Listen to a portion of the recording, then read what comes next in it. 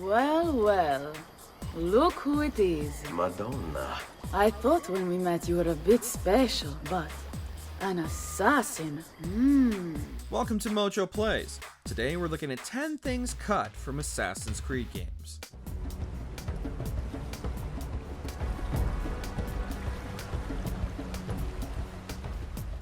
Even in such massive games, some things are still left on the cutting room floor.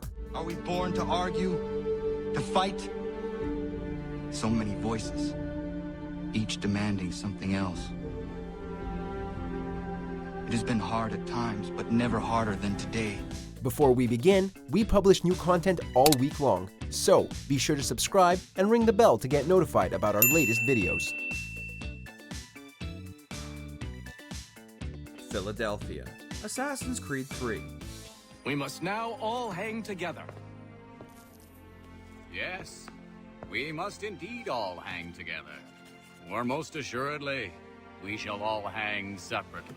Though people love to hate on it, Assassin's Creed 3 was a game with a lot of scope, especially during its development. Unfortunately, like many of its siblings, it was rushed out of the door to keep up with the annual release cycle, and a lot of stuff was cut for time. That includes Philadelphia, one of America's major cities in the 18th century. Is that a compliment? Now, don't misconstrue. I'm sure the whole endeavor will end tragically. So, why did New York and Boston survive, but Philly was relegated to being a single building Connor only visits briefly? According to Ubisoft, it was a boring setting, thanks to the uncomplicated grid layout it had at the time. They preferred cities that would offer more fun gameplay, despite Philly's important place in American history and culture. It's one thing to declare our independence.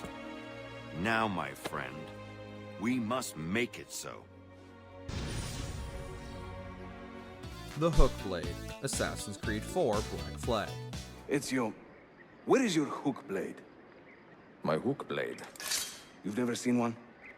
I grew up using these. Ezio gets a lot of new gadgets during his time in Constantinople, but the Hookblade is the one that mixes up the gameplay the most. It adds a new layer to the platforming because now you can leap farther than ever before. Ultimately, the Hookblade only really showed up in Revelations, but it was considered by Ubisoft for Black Flag.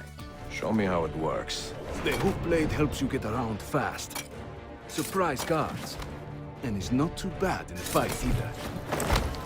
However, they opted to stay away from it because it was deemed too cliche for Kenway, pirate, to go around with a big hook on his arm. They said they wanted to lose the association between pirate captains and hooks. The standard Ottoman Hookblade has two parts, you see. The hook and the blade. So you can use one or the other. An elegant design. Juno events. Assassin's Creed Origins. Commit to this space the epilogue of our ending. Let it be found by he who is deemed worthy. Let it guide him. Let it shape his path forward. Let it save the world we leave behind. Pre-release footage of the in-game map showed a type of event called a Juno event, with its own map marker. There was massive speculation before the game came out about what this could be, considering that Isu had barely factored into the plots of the previous two games, and Origins was a soft reboot. Cleansed by fire, cleansed by famine, cleansed by flood. But then, when the game was released, those events were nowhere to be found. They were actually reworked as the Trials of the Gods side missions and kept in the game, except where they were probably intended to be part of the base game, Ubisoft decided to cut them and make them DLC. Free DLC, sure, but it was still turned into a timed live service event.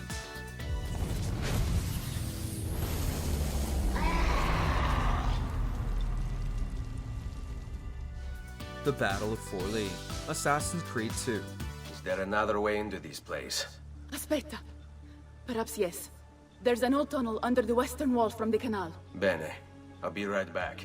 Speaking of DLC removed from the base game, however, Assassin's Creed 2 fared far worse than Origins in that regard. Even though it was just the second game, it was still rushed out the door before developers had time to finish everything they wanted to. In the base game, we jumped straight from Sequence 11 to Sequence 14, but 2 Forlì expansions were released, costing $9 in total, adding Sequences 12 and 13.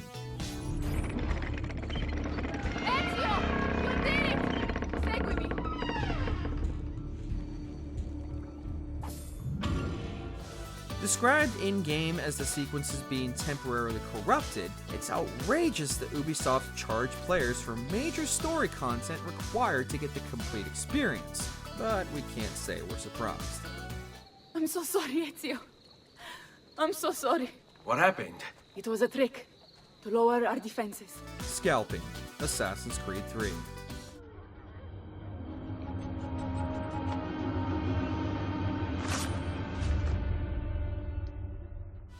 Early footage shown to the press showed Connor claiming the scalps of his victims, a practice not only done by Native Americans during their wars with American settlers, but by many different cultures all over the world long ago. However, scalping was eventually removed from the game for a handful of reasons. It was deemed too gruesome by Ubisoft developers and didn't fit with Connor's character. But more than that, the game's Native American advisors told them to get rid of it. I thought it might bring clarity or instill a sense of accomplishment, but all I feel is regret. Hold fast to that. Such sacrifices must never come lightly. Their primary liaison was Thomas Deere, and he explained that the Mohawk people, Connor's tribe, weren't one of the tribes who actually scalped, making its inclusion historically inaccurate. It's probably for the best that this was removed. How fares the hunt, Connor? There is progress, but I worry it is not enough. Connor's Soliloquy, Assassin's Creed 3. I thought if I could stop the Templars, if I could keep the revolution free from their influence, that those I supported would do what was right. At the end of AC3, you'll be treated to a long and carefully written soliloquy from Connor about the events of the game. At least, you were supposed to be, but for whatever reason, this was cut ahead of release. But the audio for his speech was still recorded by his voice actor and was later dug up by fans. It has been hard at times, but never harder than today. To see all I worked for, perverted, discarded, forgotten. Connor may be a divisive character, but this epilogue speech makes you understand him more than the rest of the game combined. He talks about his conflict with Hatham, his problems with the American Revolution not living up to what he hoped, and about how he's going to continue fighting for the assassins and for what's right. I realize now that it will take time, that the road ahead is long and shrouded in darkness. It is a road that will not always take me where I wish to go, and I doubt I will live to see its end. But I will travel down it nonetheless. Canoes, Assassin's Creed 3. So what is your stake in all this? Same as yours. Peace, stability. A land in which all might live side by side, free and equal. Initially, it was planned that you'd be able to sail around in a canoe through the many rivers of colonial America. Stills were released of this mechanic, but it was conspicuously absent from the finished product. People wondered for years why this was the case, but in 2019, the game's creative director explained. Then what would you propose we do? Sit and watch while the Templars take control? We are sworn to stop them, or have you forgotten? Alex Hutchinson said the canoe was simply boring to use when compared to the free-running traversal the game prioritized, so it was cut. But there was still plenty of sailing in Assassin's Creed 3 since it was the first game to feature naval combat, and Liberation would later allow Aveline to sail a canoe through the bayou.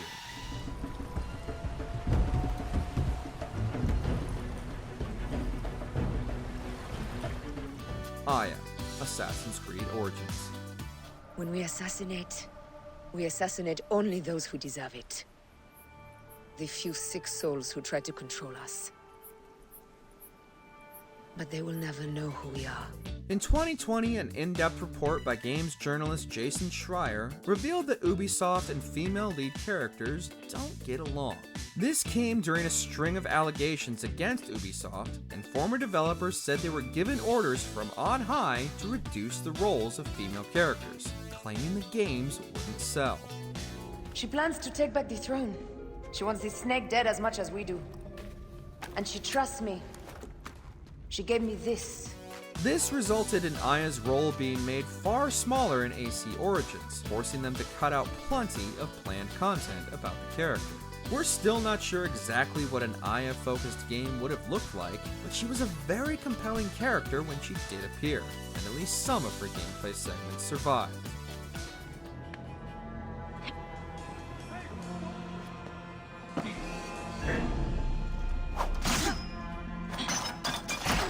Crossbow, Assassin's Creed.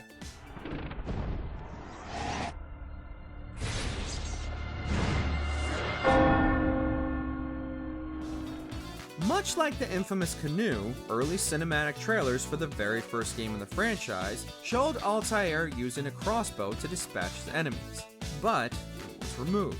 Ubisoft's reasoning for this was that it wouldn't be historically accurate, though it's far more complicated than that. The history buffs among you will know that the first crossbows were invented roughly 1500 years before the first game took place, but Ubisoft still cut it out.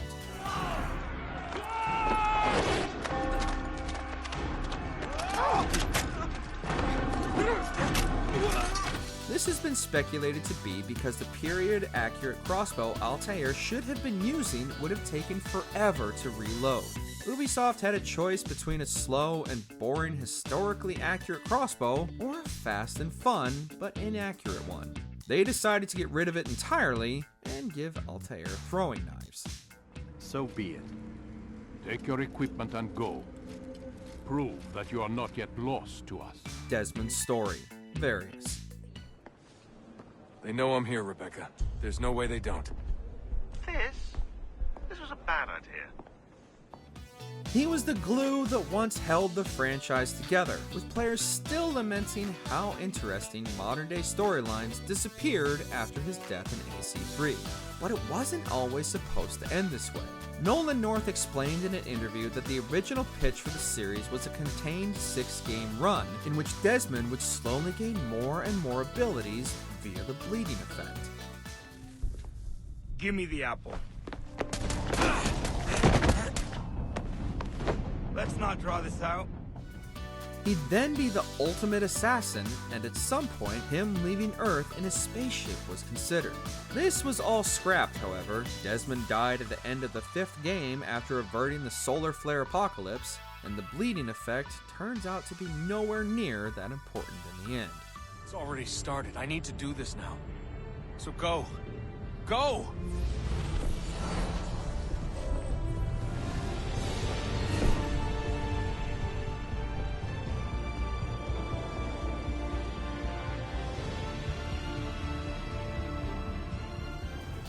Do you agree with our picks? Check out this other recent clip from MojoPlays, and be sure to subscribe and ring the bell to be notified about our latest videos.